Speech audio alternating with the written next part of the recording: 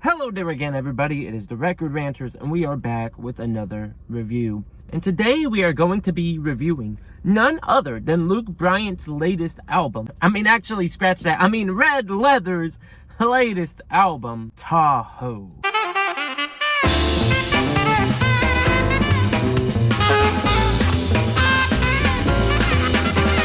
And so, with this being about Red Leather's third album, how does this album fare up? You know, Red Leather has this very Western cowboyish type of look. You'll hear this Western sort of undertone with the opening track, and you'll hear this narrator that's kind of narrating this story, very similar to old Wild West movies of the American yesteryear.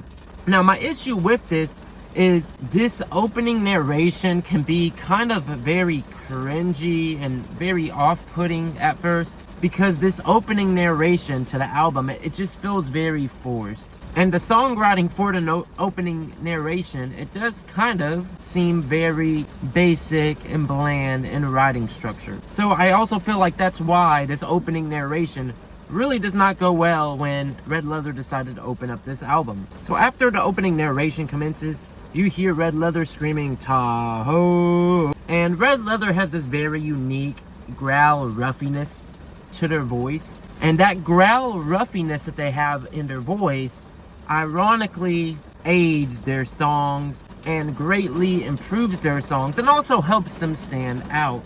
And it also helps bring emotional depth to a lot of their songs. Now, although you'll find elements of this western-y type of vibe from the album get-go, and with Red Leather, these western type of vibes quickly turn out to be just a gimmick for this album. Because this album is like a mix of pop, you know, old school western movie undertones, country, folk rock, indie rock at some points. And we could go on and on.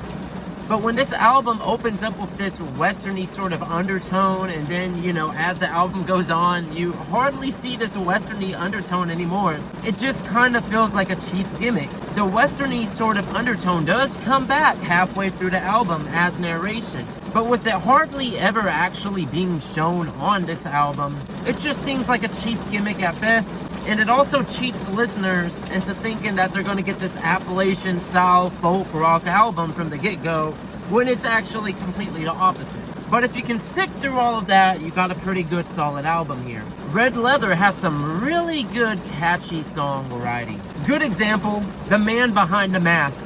With the chorus, you don't know much about the man behind the mask. Also the final song, Bury Me in Vegas, great chorus, catchy hook songwriting.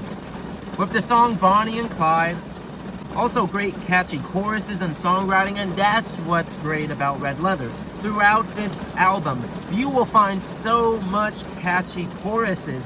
It's like Red Leather was perfectly made to write catchy choruses. And so even if you don't like the verses in their songs, when you get to the hook, I promise you'll start singing along. It's just like in the opening track. Once you get past the narration and you hear Red Leather sing Tahoe, it's so catchy, you'll start singing along with it. Now, one major element of this album you'll find is that it's always Red Leather talking about his past, you know, alcohol or past addiction in general. And he also speaks about his sobriety. And speaking about his past addiction, there is a very smart songwriting technique that Red Leather uses here.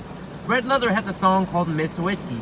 Now, it's a play on words. Not only is he saying that he misses whiskey ever since he sobered up, but he's also describing whiskey as a female, which is very great songwriting, and it is a very great literature device that they used here. And even though they got catchy hooks, there are some shortcomings in this album. You know, the album has an issue with sticking to a sonical music tone or a sonical music theme. The album constantly shifts in musical themes. One moment, you'll hear this country sort of vibe. The next moment, you'll hear pop. The next moment, you'll hear like some, you know, weird indie rock undertone. Then back to this folk rock style. And the album just keeps on bouncing back and forth between different musical genres that it can get a little bit off-putting and very weird while you're listening to it.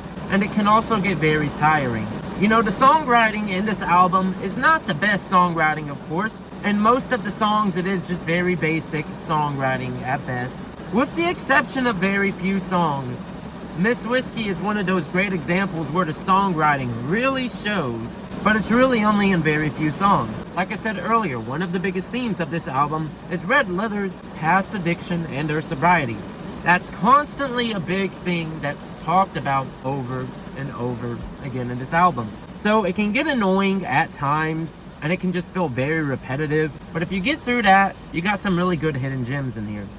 Red Leather did a cover of Losing My Religion by R.E.M. Now, the very beginning of this song, it might make you want to tune out if you've heard the original R.E.M. Losing My Religion. But if you stick through this song, it gets very emotional. There is a slow build-up, and it gets very cinematic and grand there towards the end. And it is a very great cover. Like, my God. And then there's times in this album where it gets very cinematic. For example, Bury Me in Vegas. The ending of Bury Me in Vegas is just so grand. It's so cinematic. It is a great way to end an album, especially with the guitar solo at the end. My God. So I think overall, we're probably going to give this album a solid 3.5 out of 5.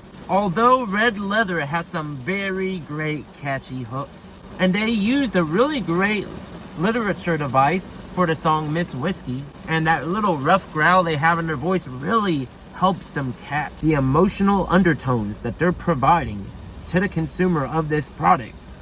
There are some shortcomings. You know, the majority of the concept pretty much being about Red Leather's sobriety and past addictions, it can get very repetitive.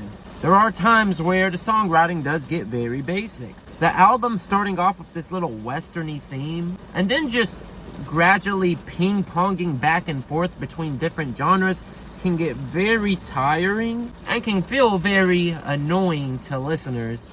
And at times, you as a listener can feel like you're being cheated. But other than that, this is a really great, solid album. Tahoe! What are your guys' thoughts on Red Leather's Tahoe album? Comment below. Until next time, the record ranters are out.